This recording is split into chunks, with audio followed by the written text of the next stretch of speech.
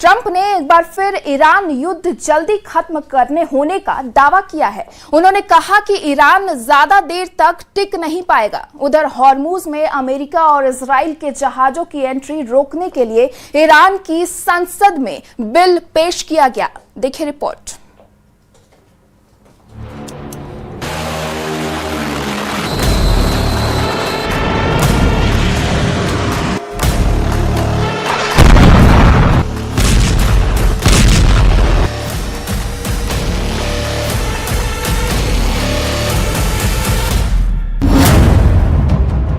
Trump को क्यों लगता है कि ईरान कमजोर हो गया है, जबकि ईरान ने ट्रंप की एक बात भी नहीं मानी?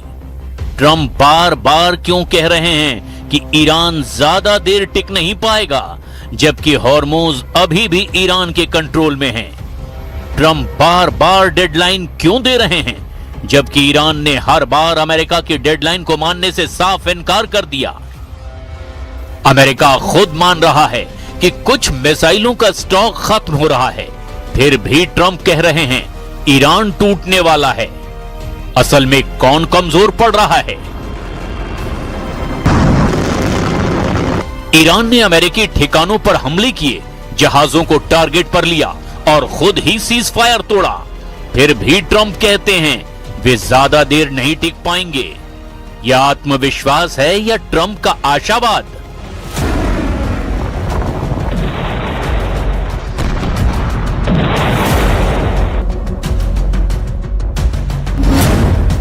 ट्रंप का पूरा दावा सैन्य दबाव और आर्थिक नुकसान पर टिका है, लेकिन ईरान आज भी हॉर्मुज को अपना रेड लाइन बता रहा है।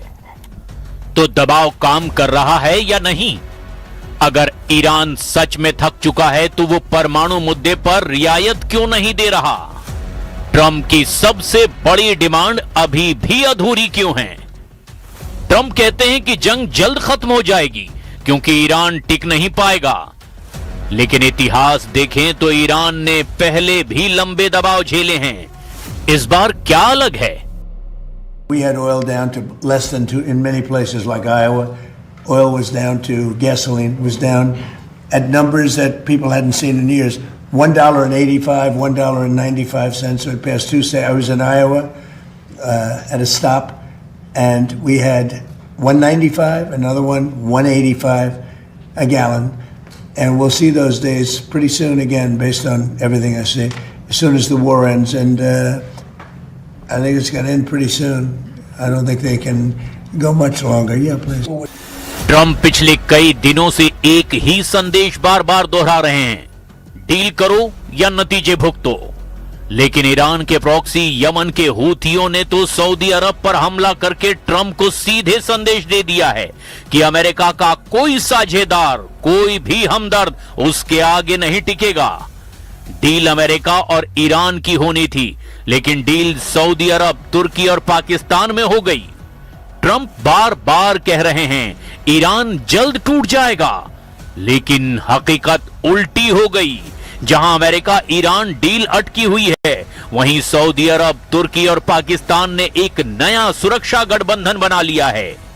ये गठबंधन साफ संदेश दे रहा है कि मध्य पूर्व के देश अब सिर्फ अमेरिका के भरोसे नहीं रहना चाहते।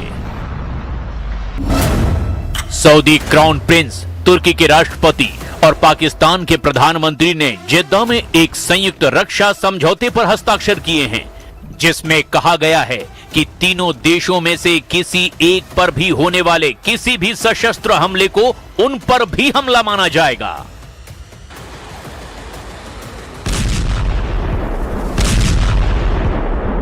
ईरान के प्रॉक्सी हूथियों ने सऊदी अरब पर हमला करके एक और बड़ा संदेश दे दिया।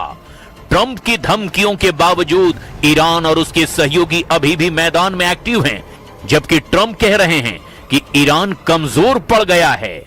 लेकिन अगर ईरान सच में कमजोर होता तो उसके प्रॉक्सी सऊदी अरब जैसे अमेरिकी सहयोगियों पर हमला करने की हिम्मत कैसे करते? ट्रंप बार बार दावा कर रहे हैं कि सैन्य दबाव काम कर रहा है, लेकिन जमीनी हकीकत कहती है कि ईरान अभी भी हॉर्मुज को अपनी रेड लाइन मान रहा है। अमेरिका मिसाइल स्टॉक की कमी स्वीकार कर रहा है, फिर भी ट्रंप कह रहे हैं ईरान ज्यादा देर नहीं टिक पाएगा। ऐसे में सवाल यह है, असल में दबाव किस पर ज्यादा है? عملية عسكرية واسعة ونوعية استهدفت تحشيدات العدو السعودي في مناطق الرويك والعبر والثانية ومعسكرات أخرى تابعة لما يسمى الفرقة الأولى والثالثة طوارئ بعدد كبير من الصواريخ البالستية والطائرات المسيرة. وكان من نتائج العملية ما يلي: مصرع وإصابة المئات من مرتزقة العدو السعودي. लेकिन कहानी सिर्फ हूथियों के हमले या फिर ट्रंप के दावों तक सीमित नहीं है। असल सवाल है कि अगर ईरान इतना ही कमजोर हो चुका है तो फिर अमेरिका अभी तक अपनी सबसे बड़ी रणनीतिक जीत हासिल क्यों नहीं कर पाया?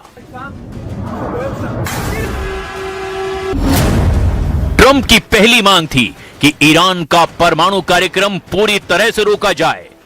दूसरी मांग थी कि हॉर्मुज पूरी तरह खुला रहे। तीसरी मांग थी कि ईरान अपने प्रॉक्सी नेटवर्क से दूरी बनाए। लेकिन इन तीनों मोर्चों पर तस्वीर अभी भी धुंधली है। ट्रंप का ना परमाणु टारगेट पूरा हुआ, ना हॉर्मुज पूरी तरह से खुला है, ना ही ईरान के प्रॉक्सी अपना हमला रोक रहे हैं। उल्टे ईरान के प्रॉक्सी खाड़ी में और भयानक युद्ध में शामिल हो गए हैं, जबकि लेबनान के मोर्चे पर अभी तक इजराइल से युद्ध लड़ रहे हैं। Fortunately, I built up so much during my term. I rebuilt the military and also loaded it up with a lot of stuff. We have certain types of munitions that are very powerful, that we have unlimited, virtual unlimited supply. We have others where it's a little bit tighter, and we're getting them in on a daily basis. As you know, our defense companies are building more plants right now than at any point in history. They're building plants for the Patriots, for the Tomahawks, for everything.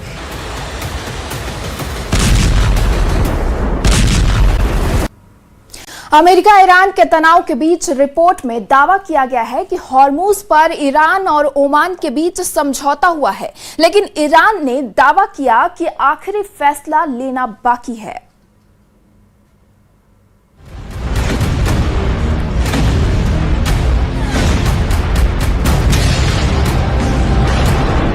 Iran आज भी कड़े तेवर के साथ America को ललकार रहा है कि उसका परमाणु प्रोग्राम उसकी राष्ट्रीय सुरक्षा का सवाल है। हॉर्मुज आज भी तेहरान की रेड लाइन है। हूथी, हिजबुल्ला और दूसरे सहयोगी संगठन अब भी पूरी तरह एक्टिव हैं। यानी ट्रंप जिस कमजोर ईरान की तस्वीर दुनिया को दिखा रहे हैं, जमीनी हालात उससे कहीं ज्यादा जटिल दिखाई दे रहे हैं।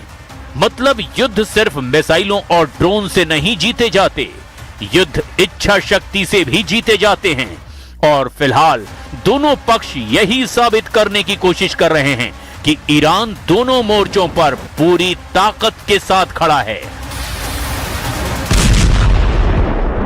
معسكرات وتحشيدات ومخازن وأسلحة العدو السعودي في منطقة الوديعة شرقي البلاد، تدمير عدد كبير من الآليات العسكرية المتواجدة في المعسكرات المستهدفة. إن القوات المسلحة اليمنية تحذر العدو السعودي المجرم من أي حماقة يرتكبها ضد بلدنا وشعبنا.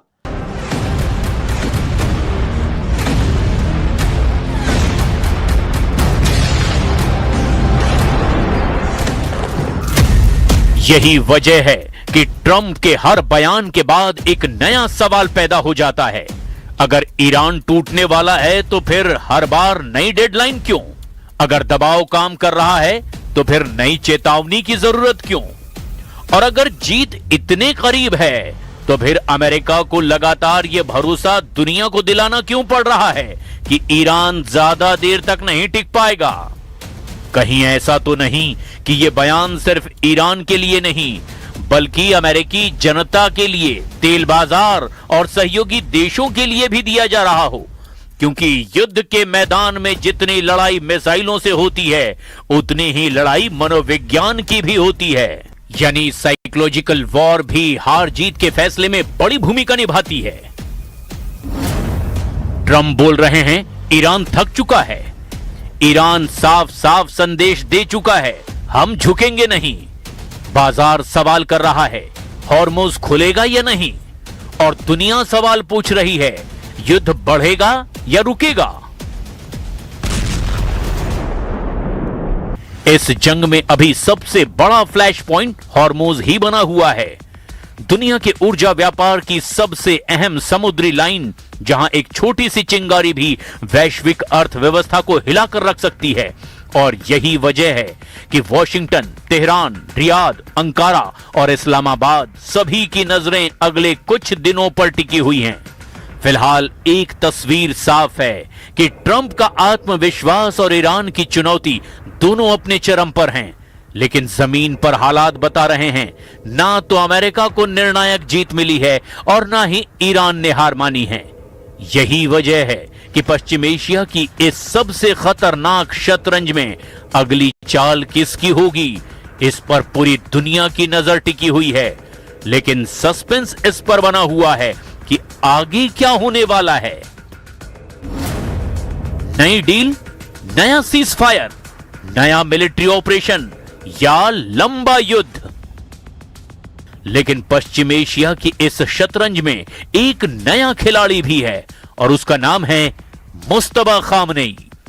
ईरान की सत्ता में बदलाव के बाद वॉशिंगटन को उम्मीद थी कि शायद तेहरान का रुख नरम पड़ेगा, लेकिन शुरुआती संकेत कुछ और ही कहानी सुना रहे हैं। रिपोर्ट के मुताबिक नए सुप्रीम लीडर मुस्तफा खामनेई को ईरान के कट्टरपंथी और रेवोल्यूशनरी गार्ड के मजबूत समर्थन के साथ सत्ता मिली है। ईरान जिस तरह से अपने तेवर दिखा रहा है, उसका मतलब बिल्कुल साफ है कि सत्ता बदली, नीति नहीं। ऊपर से ईरान के रेवोल्यूशनरी गार्ड का प्रभाव और ज्यादा बढ़ गया। परमाणु कार्यक्रम पर ईरान का रुख बेहद सख्त है और हॉर्मुज पर डील की सीमाओं को ईरान ने पहले से और ज्यादा बड़ा कर दिया है। उधर रिपोर्ट में दावा किया जा रहा है कि ईरान ने स्ट्रेट ऑफ हॉर्मुज पर अपनी पकड़ और ज्यादा मजबूत करने की तैयारी शुरू कर दी है। संसद में ऐसा बिल पेश किया गया जिसमें अमेरिका, इजराइल और दूसरे दुश्मन देशों के जहाजों की आवाजाही पर रोक लगाने का प्रस्ताव पेश किया गया। नियम तोड़ने वाले जहाजों पर उसके माल की कीमत का 20% तक का जुर्माना लगाने का भी प्रावधान है। यानी ट्रंप जिस तेज राजनीतिक दबाव की रणनीति पर काम कर रहे हैं, उसे अब सिर्फ ईरान की सेना नहीं बल्कि एक नए नेतृत्व व्यवस्था की भी चुनौती है। और इसी बीच हॉर्मुज को लेकर एक और नई मुश्किल सामने आ गई है।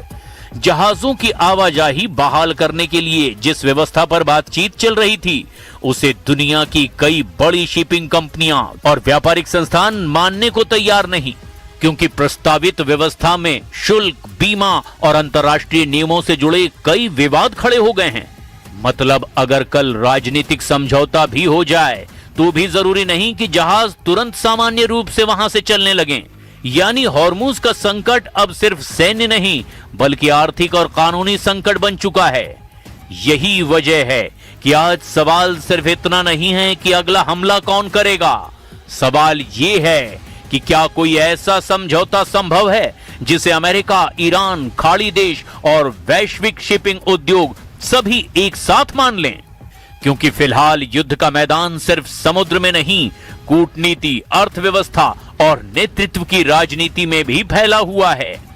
और जब तक इन तीनों मोर्चों पर समाधान नहीं निकलता, तब तक खाड़ी का ये संकट खत्म होने की बजाय और उलझता हुआ दिखाई दे रहा है।